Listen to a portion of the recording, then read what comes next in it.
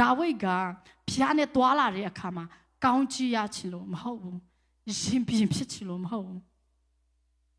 ဘရင်ဖြစ်ဖို့အတွက်အဲ့ဒီနေရာတွေအတွက်သူကဖျားရှာတာမဟုတ်ဘူးအခုကဖျားဖြစ်ချင်ကိုသူတည်ထားတာဖျားမမရယခုဘွားနောင်ဘွားဆိုတာတကယ်ရှိတယ်ထာဝရကာလဆိုတာတကယ်ရှိတယ်ဖျားမမရဒီလောကမှာဖြစ်မရှိဘူးဆိုတာသူတည်ထားတယ်ပြီးတော့ဖျားဖြစ်ချင်းကိုလည်းတည်ထားတယ်အဲ့ဒါကြောင့်သူကဖျားကိုပဲလို့ဆိုတာဖျားရှိရင်ရှာနေလူတိုင်းလောကမှာကျမကြိုက်တာပြောဖျားရှိအကုန်ရှိတယ်ဆိုတာ तू သိလို့ဥမာကွာအဲ့ဒါတွေမရရင်လည်းနေပါစေဖျားရရင်ပြီးတယ်ကွာအဲ့တော့ तू သိထားတာဆိုတဲ့အခါမှာကြီးဒါဝိဒ်အသက်တာကိုကျမခုတို့စီချင်တဲ့အခါမှာကျမဖျားကိုလေကျမမေးခွန်ရတယ်ပေါ့နော်ဒါဝိဒ်ကစဉ်းစားကြည့်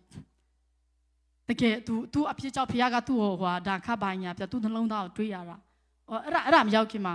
ဘယင်မဖြစ်ခင်မှာ तू ဖြီးလွှားနေတဲ့အခါမှာတစ်ကန်ဒရာရောက်သွားတဲ့အခါမှာတစ်ကန်ဒရာမှာရေမရှိဘူး तू တေတော့မယ်ရေငတ်လို့လောက်ရေမရှိတဲ့အချိန်မှာကျမတို့ဆိုရေတောင်းမှာ तू ရေမတောင်းဖယားဝိညာဉ်ဖယားကိုပဲတောင်းတယ်ကိုရောကျွန်ုပ်ရဲ့သူ့ရဲ့ခန္ဓာစိတ်ဝိညာဉ်ကသူ့ရဲ့ soul သူ့ရဲ့ဝိညာဉ်ကကိုရောကအလွန်တရာတောင်းတတယ်အဲ့ဒါပဲဝိညာဉ်ဖယားကိုပဲတောင်းတယ်ရေမတောင်းကျမတို့ဆိုနည်းနည်းဖြစ်တာတော့မှအဲ့ဒါကိုပဲကျမတို့ကတောင်းတယ်လို့ကျမဆိုရင်တကယ်အဲ့တော့မြင်တဲ့အခါမှာအောင်မြင်ဖို့အတွက်ဖယားကိုကိုးကွယ်တာလည်းမဟုတ်ဘူးအောင်မြင်ချင်လို့လည်းမ Don't worry ဖယားကကိုတောင်မှလူတောင်မှကိုယ့်ရဲ့တာသမီးကိုကောင်းစေချင်ကျမတို့ဆိုးတဲ့လူတောင်မှကောင်းစေချင်ဖယားကောင်းစေချင်ပြီးသားကိုလူတောင်မှသိတယ်လေစိတ်မချရတဲ့လူတစ္ဆာမရှိတဲ့လူလိန်ညာတဲ့လူကိုဘသူမှဗာလေ secret မပြောပြချင်ဘသူမှတခုခုကောင်းတဲ့အရာတွေမအပ်ချင်ဘူးအဖို့တော့မလုပ်ချင်ဘူးကွာနောက်ဆုံးပြောမယ်ဆိုရင်ဖယားကကျမတို့ဖန်ဆင်းတဲ့ဖယားကခတ်သိမ်းတော့အရာဖန်ဆင်းတဲ့ဖယားကစဉ်းစားကြည့်အခုကျမတို့တောင်းနေတဲ့ဟာကျမကိုယ်တိုင်ကစားဖို့နော်ကျမတို့တောင်းနေတဲ့ဟာတော့အကုန်ပေးကြည့်လိုက်ပါလားကျမတို့ဘယ်လိုဖြစ်သွားမလဲပေါ့နော်ဖယားကိုတော့တတိယကြတော့မလားတခါတလေနော်အချိန်မတန်တာပြောချင်တာကစိတ်ချလို့မရအောင်နှလုံးကမမှန်ကန်အဲ့လိုမရအောင်မြေတဲ့အရာပေါ်မှာလေကျမတို့ကတစ္ဆာမရှိဘူးအဲ့ဒါရောသွားအလိုက်အဲ့ဒါကြီးနဲ့ကျမတို့ပြည့်စည်လို့အဲ့ဒါတော့မရသေးဘူးကျမတို့အသက်တာကအဲ့ဒါတော့မရသေးဘူးကျမဗမာကျမအရာဒီနှုတ်ကပတ်တော်ကကျမအရန်စကားပြောတယ်သုံးတန်အခန်းကြီး22အငယ်လေး The fear of the Lord is humility and its wages are riches honor and life လို့ရေးထားတယ်ဝိတ်ချခွာလှုပ်ရင်တော့လာခရကြတယ်လေအဲ့လိုပဲဖယားကိုကြောက်ရွံ့ခြင်းနဲ့နှိတ်ချခြင်းကားတဲ့ဘာကိုဖြစ်စေလဲဆိုရင်ကြွေဝချမ်းသာခြင်းhonor ဆိုရင်ဂုဏ်အသရေပြီး life အသက်ကယေရှုပဲဒီရှူနေတဲ့အသက်ပြောလူရ what is life ရှာနေတဲ့ဒီဘဝလေဖယားမှာဆိုအကုန်ပြီးဆုံးတယ်တခုတည်းပဲမဟုတ်ဘူးဖယားကလှုပ်တဲ့အရာတိုင်းခန္ဓာစိတ်ဝိညာဉ်အကုန်ပါပြီးသားဆိုတော့ပြီးဆုံးတယ်ဆိုတော့အဲ့လိုပြီးဆုံးဖို့ကဘာလို့လဲကျမတို့မှာလိုအပ်တာဖယားကိုကြောက်ရွံ့ခြင်းရှိဖို့အရန်လိုအပ်တယ်ပြီးတော့နှိတ်ချခြင်းအသက်တာ humility ဖယားကိုတကယ်ကြောက်ရွံ့ခြင်းကနှိတ်ချခြင်းနှိတ်ချစေတယ်မကြိုက်လေကြိုက်လေအာမင်ဘလို့မျိုးဖျားလေဘလို့စိတ်နှလုံးရှိလေဆိုတာကျမတို့ဒီမှာသူပြောပြပြီးသားဆိုတော့အကလုံးရေးချပေးပြီးသားမပေးချင်တာမဟုတ်ဘူးမရသေးတာတွေလို့ကျမတို့ရဲ့စိတ်နှလုံးတွေက ready မဖြစ်သေးတာလို့ချလို့မဟုတ်ပါဘူးအရာတကယ်ပဲချမ်းသာကြွယ်ဝပြီးတော့အဲ့လိုနာမည်ကြီးအဲ့ဒါတွေလို့ချလို့မဟုတ်ပါအဲ့ဒါတွေရှိလေဖျားမချအလကားပဲပြောချင်တာလေနော်ဒါပေမဲ့ဖျားကဒီမှာရေးပေးတယ်ဆိုတော့ဖျားကိုယားရင်အဲ့ဒီအသက်တာရှိအလိုပဲအာမင်ဝိညာဉ်တော်ပဲနားလည်နိုင်တဲ့နားဉာဏ်ပညာပေးပါစေဆိုတော့ကျွန်မဘာကိုတော့တွေးရလဲဆိုဒါဝိဒ်ဆိုရင်လေကိုတို့ကိုမပြစ်မှားပါမင်းအကြောင်းနဲ့ကိုတို့ရဲ့ဗျာဒိတ်တော်ကိုရဲ့ revelation ကိုရဲ့ နှုတ်ကပတ်တော်ကိုကျွန်တော်ရဲ့နှလုံးသားထဲမှာတိုးထားတယ်လို့ဒါဝိဒ်ကပြောတယ်ပြီးတော့ဖြူစင်တဲ့စိတ်နှလုံးကိုဖျားကိုတောင်းတယ်ဖြူစင်တဲ့စိတ်နှလုံးရှိတာနဲ့လည်းမရသေးဘူး the right spirit အတွေးခေါ်အပြောဆိုရမှန်ကန်ဖို့လေသူတောင်းတယ်သူစုံလင်တယ်လို့ပဲကျမတို့စုံလင်ဖို့အတွက်ကျမတို့ကိုနေတာအဲ့ဒီဝိညာဉ်တော်ကကျမတို့ပေးပြင်နေတာဖြစ်တယ်အာမင်အဲ့ဒါကိုဒီနေ့တခြင်းဆိုတယ်လို့ပဲ surrender ဘုရားကိုစိတ်ချပြီးကိုဟုတ်ပါတယ်ကိုရိုမဖန်ဆင်းဒီအိမ်ကတန်ရှင်းတော်တို့ဖျားအဲ့ဒီဘုရားချိန်မဖို့ဖန်ဆင်းထားတယ်ဆိုတော့ surrender လုပ်ပြီးတော့အဲ့ဒီဇာတိရထားလိုက်လေဝိညာဉ်တော်မာစားပါ I choose life I choose to walk in the spirit I'm a spirit being ကျွန်မကဝိညာဉ်လူဖြစ်တယ်ဝိညာဉ်တဘောရအကျိုးလေးရေးထားတယ် ဝိညာဉ်လူဖြစ်တယ်အဲ့ဒီဇာတိကတော့ဒီမှာလောကမှာရှိနေမှာပဲလေနော်ဒါမဲ့ဝိညာဉ်အလိုကိုအချင်းကိုလိုက်ရတဲ့ဇာတိအလိုကိုဆန္ဒဒီမိမိရဲ့အသွေးသားဆန္ဒကိုမဖြစ်စီပဲနေမလို့ရှင်ဘောလို့လေကျမတို့ပြောပြထားတယ်ဆိုတော့အဲ့လိုမျိုးနဲ့ကျမတို့ရွေးချယ်ဖို့ပေါ့နော်ဆိုတော့ကျမတို့ဒီမှာဒီမှာဘုရားရဲ့ဗာလဲဒါဝိဒ်ဆိုလေဘုရားကိုယ်တိုင်က honor သူသားရှောလမုန်ကိုဘုရားကဒန်ခါတော်မြတ်ခါမှာသူ့အဖေမျက်နှာကိုထောက်တယ်ဒါဝိဒ်မျက်နှာကိုထောက်တယ်ဒါဝိဒ်ရဲ့မျက်နှာကိုထောက်တယ်နေ့အဖေမျက်နှာကိုငါထောက်ပြီးတော့တယ်နိတာရောက်ဘုရားကကြုံမြင်ပြီးသားလေသူသားကိုစော်မေးဆိုစောက်တာမဟုတ်ဒါမဲ့သူသားမွေးလာသူ့အဖေတော်ဒီလိုဖြစ်နေပြီမွေးလာတဲ့သားကဘလို့ဖြစ်မလဲဆိုတော့ဘုရားကြုံမြင်ပြီးသားအဲ့ဒါကြောင့်နေ့အဖေမျက်နှာကိုထောက်တော့ငါနေ့ကိုမလုပ်ဘူးဒါမဲ့နိတာကိုဆိုပြီးတော့ရောပေါလာရေရောပေါလာဘုရားကပြောချင်ကျမပြောချင်တာဘုရားကမျက်နှာကိုထောက်တယ်အဲ့ဒီမျက်နှာထောက်တာကျမတို့လို့ပေးနိုင်ကန်းအဲ့လိုမျိုးမဟုတ်ပဲနဲ့စိတ်နှလုံးအပြစ်ပေးရမယ်ဆိုလေဘုရားကနှလုံးကြောက်ကကိုစစ်တယ်တဲ့အာမင်ဒါမှမဟုတ်ကျမတို့မှားရလေဒါဝိဒ်လိုပဲကိုရောကျွန်တော်ကမွေးကြရနေကျမကမွေးကြရနေအဖြစ်ပါတယ်လို့မဆုံလင်ဘူးမဆုံလင်တာသိပေမဲ့လို့ကိုရွေးပြီးဆိုတော့လေဆုံလင်စေမှာဖျားပဲဖြစ်တယ်အာမင်ကျွန်တော်မဆုံလာသိပေမဲ့ကိုရောကဖန်ဆင်းတဲ့ဖျားကကိုရောပဲကျွန်တော်ဆုံလင်စေမှာဒီနေ့ဒီချိန်ထိကျွန်တော်ကိုအသက်ရှင်ခွေးကျမကအသက်ရှင်ခွေးပဲပြီးတော့လမ်းပြပို့ဆောင်ပေးတဲ့လူကဖျားကကိုရောကအဆုံးတိုင်အောင်ကျွန်တော်တောင်းကျမကိုတောင်းယူပြီးဖြစ်တဲ့အတွက်ယေရှုတင်တယ်အာမင်အာမင်အဲ့ဒါကြောင့်ဘုရားရဲ့မေတ္တာကိုကျမတို့ပထမဆုံးမနေ့ည blessing ပါလေပြောတယ်ဘာဖြစ်လို့ကျမတို့ကဘုရားကိုချစ်လဲဆိုရင် he first loves us သူကျမတို့ကအရင်ချစ်လို့ကျမတို့ကချစ်နိုင်တာချစ်ရတာဖြစ်တယ်အဲ့ဒါကြောင့်ဘုရားကိုချစ်တယ်ပြောတော့တကယ်ဘုရားမေတ္တာနားမလဲဘဲနဲ့ဘုရားကိုချစ်ဖို့ဆိုတာမဖြစ်နိုင်ဘူးသူချစ်တော့နားမလဲဘယ်လိုဘုရားကိုချစ်မှာလဲသူမေတ္တာတကယ်မခံစားပဲနားမလဲဘဲနဲ့အဲ့ဒါကြောင့်လေကျမတို့ကမြင်ရတဲ့မိမိညီအကိုမြည်ရတဲ့ဟာတော့မချစ်နိုင်ပဲနဲ့မမြည်ရတဲ့လူကိုချစ်ဖို့ဆိုတာဘယ်လိုလဲကျမစင်ချင်တယ်တကယ်အဲ့ဒါကြောင့်ဒီအမျိုးသားတွေဖခင်တွေကိုဇနီးကိုချစ်ခိုင်းတာလည်းအလကားမဟုတ်ဘူးကျမတို့အမျိုးသမီးတွေနှိတ်ချပြီးတော့ကိုယ့်ရဲ့ခင်ပေါ်ဝန်ခံခိုင်းတာလည်းအလကားမဟုတ်ဘူးသူဘယ်လိုဖျားလဲကျမတို့ကိုဘယ်လိုဖြစ်စေအဲ့ဒါကိုသူနားလေစေချင်လို့ပါဆိုတော့ကျမဗာမြင်ရတယ်ဆိုကျမအမြဲတမ်းတက်ခံတယ်ပါခုနပြောပြီးသားရောနော်ကျမဒီနေ့ဒီချိန်ထိဒီမှာရှိနေနိုင်တာကနံပါတ်1ကဖျားကြောင့်ဖြစ်တယ်နံပါတ်2ကကျမအမျိုးသားအကြောင်းဖြစ်တယ်ဆရာအကြောင်းဖြစ်တယ်။သူကဒီနေ့ဒီချိန်ကြီးကျမကိုစိတ်ရှိပါအမြဲချစ်တယ်။အဲ့လိုမျိုးဖြစ်တဲ့အခါမှာကျမတစ်ခါတလေစဉ်းစားတယ်ကိုရောအားနေတဲ့ကျမရဲ့ယောက်ျားကကျမပေါ်မှာဒီလိုစိတ်ရှိပြီးတော့ကျမကိုချစ်တယ်ဆိုရင်ဖခင်ကစိတ်ရှိတယ်ဖေ။ကိုရောဒီထက်အဲ့ဒီဖခင်ကဟာဝါအဲ့ဒီကိုရောအဲ့ဒီမြတ်တာတမီရှိနေတာပါလားကိုရောဂျေဇုတင်လိုက်တာဆိုပြီးတော့ဖခင်မြတ်တာကိုပို့ပြီးတော့နားလေစေတယ်။ပြီးတော့ကျမသားသမီးကိုချစ်တဲ့အခါမှာဘုရားပေးတဲ့သားသမီးကိုချစ်တဲ့အခါမှာကျမကြည့်တယ်သားသမီးကိုချစ်ပေမဲ့လည်းကျမဘာမှမလုပ်နိုင်ဘူးကျမတို့လူကလုပ်နိုင်တာမှမရှိတာ0 without Jesus we are 0 nothing ဆိုတော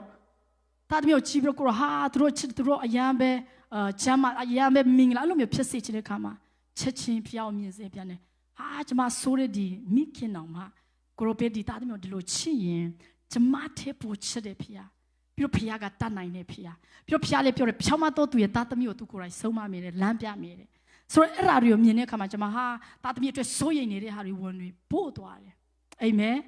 ဆိုတော့ကျွန်မချစ်တာတဲ့ကိုရောကျွန်မထက်သားသမီးကိုချစ်တယ်ဖခင်ပြီးတော့ကျွန်မတို့ဘာမှမလုပ်နိုင်ဘူးဒါမျိုးလုပ်နိုင်တဲ့ကိုရောရှိတဲ့အတွက်ယေရှုတင်နေဆိုပြီးစိတ်ချစေတယ်ပြီးတော့ကျွန်မသားသမီးကိုဘယ်လောက်ချစ်လဲဆိုတော့ကျွန်မသိရလေဒီကမှာကျွန်မသားသမီးကိုချစ်တာတဲ့ကျွန်မကိုပို့ချစ်တယ်ဖခင်အာမင်ဆိုပြီးတော့အဲ့ဒီမြတ်တာတွေအဲ့ဒီဟာတွေကိုအဲ့ဒီမြတ်တာရှိပြီးတော့ကိုယ်တည်းအဲ့လိုချစ်တတ်လာတဲ့အခါမှာဖခင်ကိုမြင်စေဖခင်ကိုပို့ရှာစေဖခင်မြတ်တာကိုပို့နားလေလာတာဖြစ်တယ်အာမင်ဆိုတော့ဖခင်ကလည်းအဲ့ဒါလိုချင်တာဖြစ်တယ်အဲ့ဒါတွေနားလေလာတဲ့အခါမှာကိုယ့်ရဲ့ဖြစ်ချင်းကိုယ့်အားနေချက်တွေပြီးတော့ဖခင်ဖြစ်ချင်းကိုသိလာတဲ့အခါမှာကျမတို့တကယ်လိုအပ်နေတာယခုဘဝနောက်ဘဝအတွက်လိုနေတာဖခင်ပါလားဆိုတာသိမြင်စေတာဖြစ်တယ်အာမင်အဲ့ဒါကိုနားလေတဲ့ဒါဝိဒ်ကလည်းဖခင်ကိုပဲရှာတာဖြစ်တယ်အာမင်သူကဖခင်နဲ့ပဲတောင်ကိုမြင်ရင်လည်းဖခင်ကိုပဲမြင်တယ်ပြီးတော့တိုးရီကိုမြင်လည်းဖျောက်ပဲမြင်တယ်ချောင်းရီကိုမြင်လည်းဖျောက်ပဲမြင်တယ်ဘာမြင်သူကဖျောက်ကိုမြင်နေရလေဆိုတော့ကျမတို့ဆိုရင်ကျမကိုဆင်ချင်တဲ့ဟာပေါ့နော်ကျမတို့ဆိုဘာတွေမြင်နေလဲနေ့တိုင်းတကယ်မြင်နေရလားဘိတ်တိတ်ဆိုတာအဲ့ဒါ anointing ကအဲ့ဒါနဲ့လာတာဒီစီပေါ်မှာကျမတို့ဟောတာတွေတတ်တာတွေအဲ့ဒါတွေမဟုတ်ဘူးဖျားနဲ့ တကယ်ဖြစ်တော့ဘိတ်သိက်ကဖြီးအားမရှိဘဲနဲ့မထွက်ဘူးဒုက္ခဆင်းခြင်းမရှိဘဲနဲ့မထွက်ဘိတ်သိက်စီကကြိတ်ရတယ်လေအဲ့ဒီမုံငင်းစီကိုထွက်ဖို့ဆိုတာအဲ့ဒီရိုးရိုးကြိတ်တာတော့မရဘူးဒီလိုကြိတ်ရင်အမုံပဲဖြစ်တယ်အဲ့ဒီအမုံကိုတော့မှအတကုံလုံးမှစီထွက်လာတာဆိုတော့ဘိတ်သိက်စီရတယ်အဲ့လိုအဲ့ဒီဘိတ်သိက်ကျမတို့ဘိတ်သိက်အဲ့ဒါရှိမှာပဲအဲ့ဒါထွက်လာမှာပဲအဲ့ဒီဘိတ်သိက်ကပဲကျမတို့ရဲ့ဘယ်လိုပြောမလဲအာမင်္ဂလာဒီယွန်စရာကောင်းတဲ့အချင်းတွေမချစ်တတ်တဲ့ဒီနှလုံးဒီအရာဒီရုပ်ပြီးတော့လေးလာတဲ့အရာတွေစိုးရိမ်တဲ့ဒီအရာတွေကိုဖြတ်စီမှာအဲ့ဒီဘိတ်သိက်ပဲဖြစ်တယ်ကိုအသက်တာမှာပဲမဟုတ်ဘဲနဲ့ကိုအသက်တာအဖြစ်သူတပါစီမရှိအဲ့ဒါတွေကိုလည်းဖြတ်စီမှာကိုရှင်းနေမှာအဲ့ဒါတွေကိုဖြတ်စီတာအဲ့ဒီဘိတ်သိက်ပဲဖြစ်တယ်အာမင်ဘိတ်သိက်ရှိဒါဝိကြီးဘုရားကိုပဲမြင်နေဖျောက်သူအရန်ကြောက်ရွံ့တယ်ဖျောက်အရာကြောက်ရွံ့တဲ့အတွက်ဘုရားကိုယ်တိုင်ကကွာရှိုးလူရဲ့အသက်တာကိုလေသူ့လက်ထဲမှာအပ်ပြီးပြီဒါပေမဲ့ဘုရားရှိခိုးဘိတ်သိက်ခံထားတယ်လို့သူမထီရဘူးအရာဝန်ခံချရှိတယ်အဲ့ဒီရှိုးလူကိုလေတက်ကဘာညာရှိုးလူတည်တဲ့အခါတော့မှသူ့နှလုံးသားအရန်လှတယ်ဘုရားရဲ့အပြုပြင်ခံတဲ့အခါမှာသူ့ရဲ့နှလုံးသားအရန်လှတယ်ပြီးတော့ကိုအချိုးပဲမရှာတော့ဘူးသူအချိုးဘယ်လိုပြောမလဲအဲ့ဒီထဲမှာဝိညာဉ်ရဲ့ပဂတိထဲမှာအဲ့ဒါပါတယ်သူတပါအချိုးဥမာကိုပြောလိုက်တော့ခုကျမတို့ဒီမှာစင်ပွားနေခေါ်နေတဲ့လူဆိုပေါ်တော့မှတတိထားရမယ်ကိုဟိုးလိုက်တဲ့နှုတ်ကပတ်တော်ကတကယ်အဲ့ဒီကိုပြောတဲ့နှုတ်ကပတ်တော်ကိုသူတို့ကျမတို့ကိုယ်တိုင်ကစားကြားတဲ့လူတကယ်အဲ့ဒီဟိုးတဲ့အတိုက်တကယ်မင်္ဂလာဖြစ်စေချင်လားစစ်စေဖို့လို့လေကျမတို့လည်းနော်ဟိုးတဲ့အတိုင်းပဲအဲ့ဒီလူတကယ်ကျမ်းမာချင်းကြောက်ဟောတဲ့ထားလိုက်တော့ကိုဟိုးတဲ့အတိုင်းပဲအဲ့ဒီမှာထိုင်နေတဲ့လူတကယ်ကျမ်းမာစေချင်လားကြွေဝချင်းကြောက်ဟောမယ်ကျမတို့တကယ်ဟိုးတဲ့အတိုင်းပဲအဲ့ဒီလူတကယ်ကျမ်းမာစေကြွေဝစေချင်လားကျမအဲ့ဒီကစားဆင်ချင်လာတာပေါ့နော်ဆိုတော့အဲ့ဒီဝိညာဉ်တော်ကဥဆောင်လာတဲ့အခါမှာအဲ့ဒီလူတွေကသူတို့အကျိုးမရှာတော့ဘူးဒါဝိဒ်ဆိုရင်လေကြီးတိုက်မယ်ပါညာပြောတဲ့အခါမှာဘုရားနာမကိုဆိုကားတာ तू မချာဘူးသူအကျော် तू ဘရင်ဖြစ်ချလို့အဲ့လိုမျိုးမဟုတ်ပါဘူ